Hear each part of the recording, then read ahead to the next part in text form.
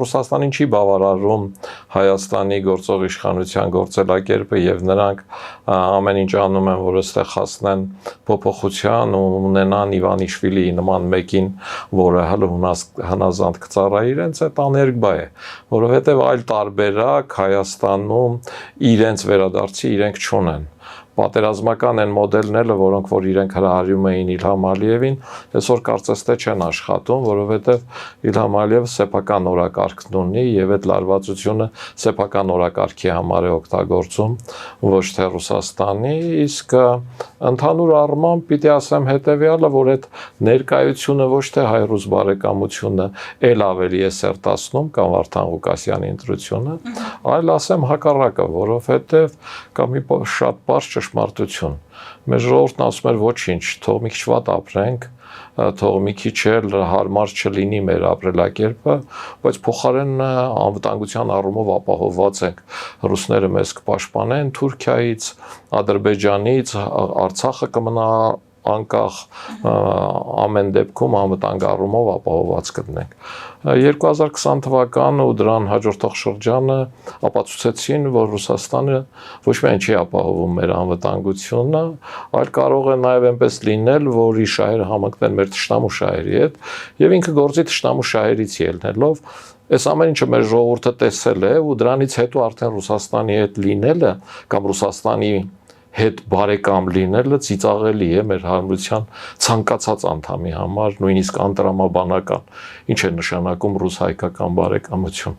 Այդ բարեկամությունը մենք տեսանք դրա ակնհայտ օրինակը անցյալինը չասեմ 15-20 թվականներին, դրա վառ օրինակը մենք տեսանք Լեռնային Ղարաբաղում 2023 թվականին,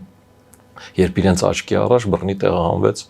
110,000 մարդ, որոնց անվտանգության պատասխանատվությունը նոյեմբերի 9-ի փաստաթղթով իրենք վերցրել էին իրենց ձեռքը։ Ու այսօր էլ Ռուսաստանը ինչ է առաջարկում Հայաստանին։ Առաջարկը նոյեմբերի 9-ի փաստաթղթի 9-րդ կետով միջանցքը տալ իրենց, առաջարկը Հայաստանից դուրս հանել եվրոդիտորդներին, սպառազինություն չգնել, չգիտեմ, Ֆրանսիայից կամ Հնդկաստանից, այս կարգի բաներ։ Այսինքն մոտավորապես Ռուսաստանն ասում է, մեզանից ուզում է այն, ինչ Պուտինն ուզում է Ուկրաինայից։ Եվ Ռուսաստանը միշտ այդպես է վարվել այն երկրների հետ, նախկին սովետական, ովքեր փորձել են մի քիչ ավելի լավ ապրել, ովքեր փորձել են այլ օրինակ ունենալ պետության զարգացման համար։ Դրա համար էլ ինքը, ասենք, Ուկրաինային ասում է, պիտի 15,000-անոց բանակ ունենա, պիտի զինաթափվի, պիտի արտահերթ ընտրություններ անի, որովհետև լեգիտիմ չի։ Ինքը երբ որ իր բոլոր մրցակիցներին կամ բանտերն է լցել կամ դրանք սպանվել են տարբեր տեղերում, ինքը լեգիտիմ է, իսկ Զելենսկին լեգիտիմ չի։ Այս համատեքստում, եթե նայում ես, ես համոզված եմ, որ դա որևէ պարագայում նույնիսկ այն ամենառուսամետ զանգվածի մոտ այդ ռուս-հայկական բարեկամությունը ընկալում չունի։ Նույնիսկ այդ ռուսամետ զանգվածը, ասենք, ինքը ինչ է գերադասում։ Գերադասում է եվրոպական ավտոմեքենաների, իտալական հագուստ, բուժումը, կրթությունը Եվրոպայում։ Բայց երբ գալիս է հերթը նախընտրելու, թե ում համակարգում կամ ինչպիսի օրինակով ապրելու, ասում են այ Ռուսաստանը։ Պուտինի Ռուսաստանը այդպիսին է, ինչպիսին որ կա հիմա։ Ու իրենք, ասենք, գնում են Հռոմ կամ Միլան տեսնելու կամ Փարիզ տեսնելու կամ այնտեղ հանգստանալու, իրենք չեն գնում սիկտիկվար բուժվելու կամ հանգստանալու համար։ Այսինքն այս տրամաբանությունը լրիվ հակադիր է ու չի աշխատում, նույնիսկ այդ մարդիկ, ովքեր ռուսամետ են, հակադրություն իրենց մեջ, հետևաբար հայ-ռուսական բարեկամության մասին խոսելը կամ այդ ցուցադրելով համարել, որ այդ բարելավվեց, կամ այդ ցուցադրելով համարել, որ դրանով սկսեց ու Հայաստանում այդպես էլ գնալու է մնացած տեղերը, պիտի ասեմ, որ երազախաբություն է, թե Ռուսաստանի համար, թե Գյումրիում ընտրվածների։ Պարոն Սարգսյան, իսկ հանրային տրամադրությունները Ռուսաստանի նկատմամբ Գյումրիում կոնկրետ դրանք արտացոլվեցին ընտրություններում, թե դրանք դեռ չխաղացին, ամեն դեպքում հանրությունը ուրիշ սկզբունքով առաջնորդվեց Ղուկասյանին ընտրելու հարցում։ Ես կարծում եմ, որ ընդհանուր առմամբ իրենք լուրջ դերակատարություն չեն ունեցել։ Ես չեմ բացառի, որ Գյումրիում, ասենք, այնքան քվե, ինչքան որ Վարդան Ղուկասյանը ստացել է, այդ քվեի շրջանակներում ռուսական ազդեցության մարդիկ լինեն։ Ես չեմ բացառում, կարող է այդքան լինել, բայց ոչ ավելին։ Ընդհանուր առմամբ ընտրությունը կատարվել է մարդու պարամետրով, Վարդան Ղուկասյանը երկար ժամանակ քաղաքապետ է աշխատել եւ Գյումրեցին համարել է, որ Վարդան Ղուկասյան քաղաքապետի ժամանակ ինքը իր խնդիրները ծանոթով, մոտիկով, երբեմն նաեւ գումարով, երբեմն նաեւ այլ հանգամանքներով ավելի լավ է լուծել, քան այս պարագայում, որ ոչ ծանոթ կա, ոչ մոտիկ կա, ոչ էլ գործ են անում ու դիմում ես մեկը մեկի վրա է գցում, ասում է դիմեք դատարաններ։ Այսօրվա տեղական ինքնակառավարման մարմինները խուսափում են որոշումներ կատարելուց, խուսափում են ինքնուրույն որոշում կայացնելուց, ցանկացած որոշումից վախեցած են, որովհետև որ չկա, որ տեղական ինքնակառավարման մարմիններից որևէ մեկի, որևէ մարզում կամ Երևան քաղաքում իրավապահ մարմինները չձերբակալեն կամ քրեական գործ չհարուցեն կամ այս համատեքստում, ինչը բերում է նրան, որ այդ մարդիկ ինքնուրույն որոշումներ կայացնելուց կամ ասենք կոնկրետ գործեր կպնելուց ու անելուց հրաժարվում են։ Ինչն էլ բերում է նրան, որ մարդիկ գերադասում են նախկինում գոյություն ունեցող ծանոթ մոտիկ փողային հարաբերություններով խնդիր լուծելը, քան ընդհանրապես կանոններ չլինելով խնդիրները տարիներով օդի մեջ կախված պահելը։ Իսկ ինչու է զարմանում ուշադրությունից ընտրությունների նկատմամբ, դա ինչով բացատրել Վարդան Ղուկասյանը։ Գիտեք, ընդհանրապես երբ որ իշխանությունները մի երկրում 6-7-8 տարի իշխանավարում են, այդ շրջանում մշտապես հանրային պասիվություն է լինում, որովհետև երկար կառավարած իշխանությունի ժողովուրդը հոգնում է այդ դեմքերից, այդ ձայներից, այդ ելույթներից եւ այդ առումով հանրային շերտերը որոշակի փոփոխություն են ուզում ու եթե առաջադրվող ցանկում չեն տեսնում այդ փոփոխությունը կամ չեն տեսնում, որ այդ փոփոխությունը կարող է հաղթանակ ունենա, իրենք պասիվանում են։ Ես մեկնաբանել եմ այդ մեր հանրության մեջ եղած զբաղվածության խնդրով, աշխատատեղերի խնդրով, աշխատատեղերը այսօր ունեն գործող իշխանությունները, հանձինս թաղապետարանների, գյուղապետարանների, դպրոցների, մանկապարտեզների եւ այլը, եւ նախկին իշխանությունները, որոնք ժամանակին փող են աշխատել եւ այդ փողը վերենացել աշխատատեղերի, չգիտեմ, մինիմումը խանութներ, հյուրանոցներ, մաքսիմումը գործարաններ, եւ այն մարդիկ, ովքեր այս մարդկանց մոտ են աշխատում, բնականաբար իրենց աշխատանքի չզրկվելու համար գնում են ու ընտրում են իրենց գործատիրոջ։ Այն մարդիկ, ովքեր աշխատանք չունեն, գնում են արտագնա աշխատանքի, որոնք իրենց աշխատավայրից այդքան էլ գոհ չեն եւ որոնք զբաղվում են ձեռներեցությամբ, փոքր կամ միջին ձեռներեցությամբ, իսկ օրեցօր այս խստացվող, բարդացվող հարկային օրենսդրությամբ իրենք դժգոհ են։ Այս մարդիկ իրենց չեն տեսնում ոչ նախկինների թիմում, ոչ ներկաների թիմում, համարում են, որ ցանկացած փոփոխության պարագայում էլ իրենց համար ոչինչ չի փոխվի եւ իրենք ընտրությունների չեն մասնակցում։ Այս համատեքստում է, որ ես միշտ ասում եմ, որ հիմնական խնդիրը ինչը պիտի լուծվի, դա պիտի լուծվի աշխատատեղերի խնդիրը եւ դա պիտի լուծվի արդյունաբերությունը ոտքի անելով, արդյունաբերական գործարաններ կառուցելով։ Վերջերս վարչապետն ասում էր, որ պետությունը պիտի գործարաններ չկառուցի, այդ պետության գործը չի։ Այդ դեպքում, ասենք, Միացյալ Նահանգների նման աշխարհի համար 1 տնտեսություն ունեցող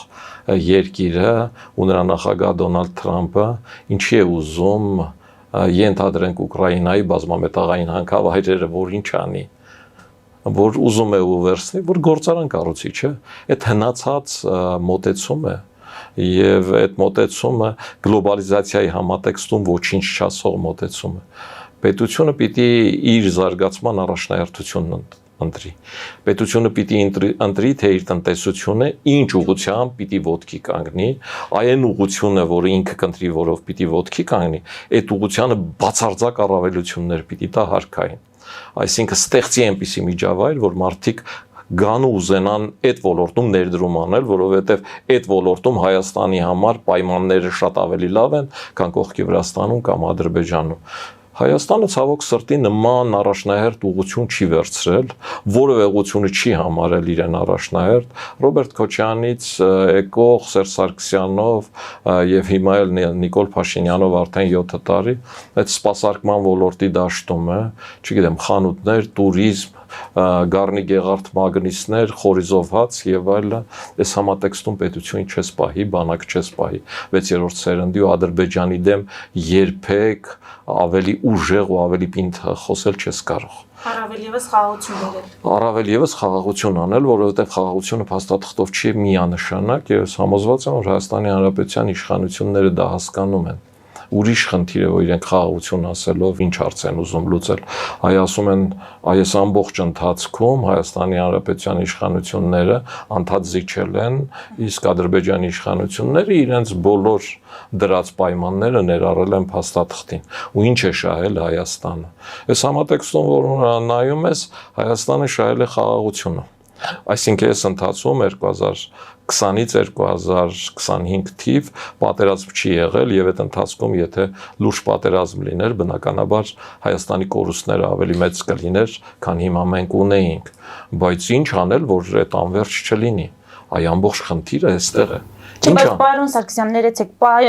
պահանջները բավարարելով է պայմանավորված, որ այս հարաբերական խաղաղությունը կա, թե այնուամենայնիվ դիտորդների ներկայությունն է զսպում, ԱՄՆ-ի դիրքորոշումն է զսպում։ Գիտեք, եւ դրանք հանգամանքներ են, որը մեկը մեկին լրացնում են։ Եվ այդ հանգամանքները մեկը մեկին լրացնելու պարագայում է, որ դիտորդները համաձայնվում են Հայաստան գան, որ ԱՄՆ-ն համաձայնում է ճնշումներ կիրառել։ Եթե այս տարբերակը չլինի, Հայաստանը հակադարձի ասի ոչ,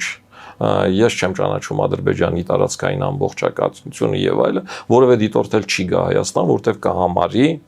որ Հայաստանը տարածքային պահանջ ունի հարևան երկրի հետ, իսկ այդ դեպքում մենք գործընկեր չունենք։ Այսինքն այդ որ ասում են Պրագայում ճանաչեց, եթե չճանաչեր դիտորդները չէին գալու։ Ոչ էլ Միացյալ Նահանգներն էր մեզ պահանջելու, բայց իրենք էլ անելիք ունեն։ Ու այստեղ մենք էլ լուրջ անելիքներ ունենք։ Ու այդ անելիքները որոնք պիտի լինեն, որ մենք ոչ թե աշխարհի վրա մունատ գանք, ասենք այն նրանք ստիպում են դուք ոչինչ չեք անում, կամ Ադրբեջանը վաղը նոր պահանջներ դնի ու մենք ստիպված չլինենք նորից նահանջենք, որ դիտորդները մեզ աջակցեն։ Այստեղ է հիմնական խնդիրը,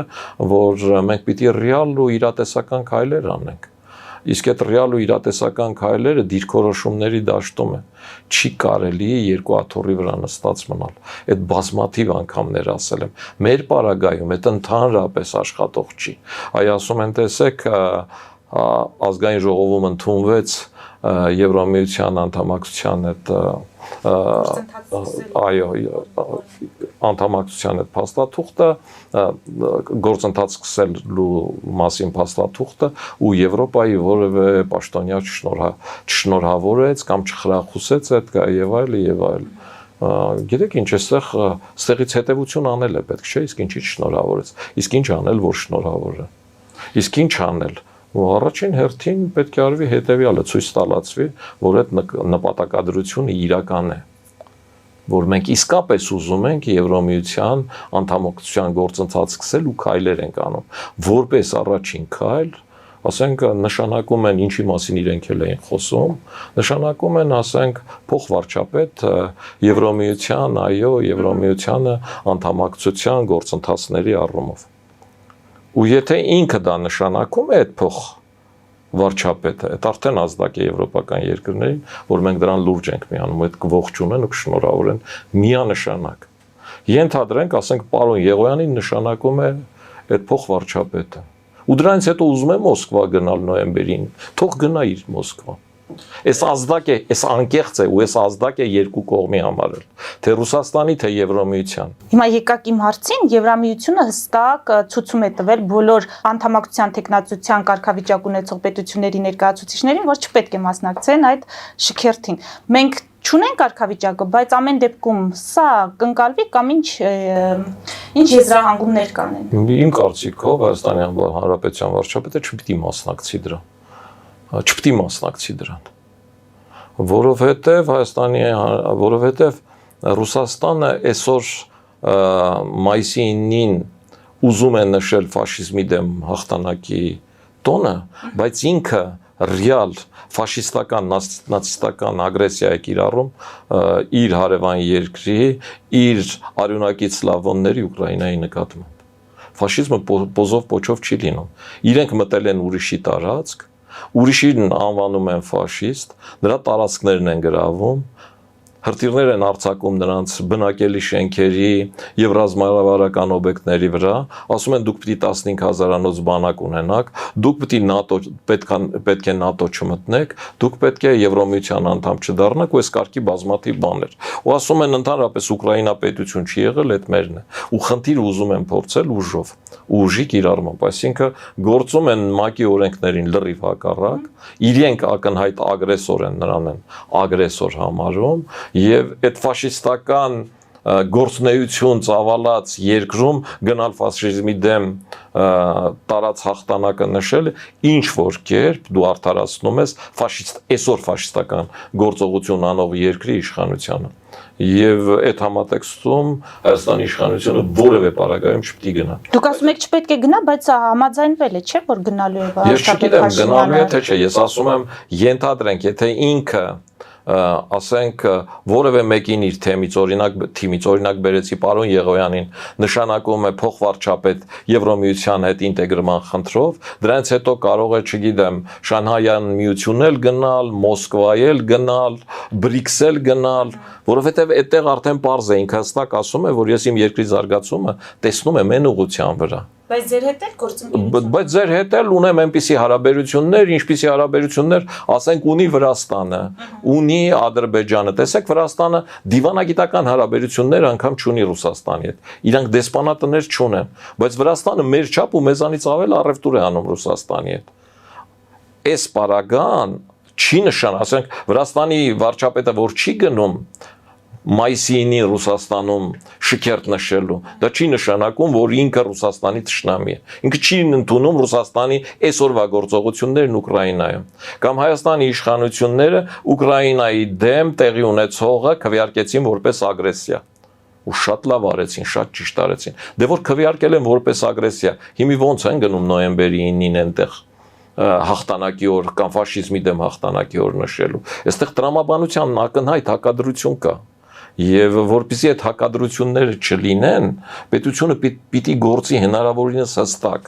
Այսինքն պիտի իր զարգացման ուղղվածությունը ակնհայտ ցույց տա։ Եվ այդ զարգացման ուղղվածության մեջ է այդ զարգացման ուղղվածության առումով քայլերն է, որ բերելու է լրացուցիչ անվտանգություն, որով Ադրբեջանը նորանոր պահանջներ դնել ու մեզ պարտադրել չի կարող։ Այսինքն պիտի արվի այդ քայլը, պիտի դուրս գալացվի ԵԱՏՄ-ից։ Հստակ ցույց տալով, որ մենք մեր ուղղությունը վերցնում ենք դեպի եվրոպական մեծ ընտանիք, դեպի եվրոպական շուկաներ։ Այս հստակ պիտի արվի։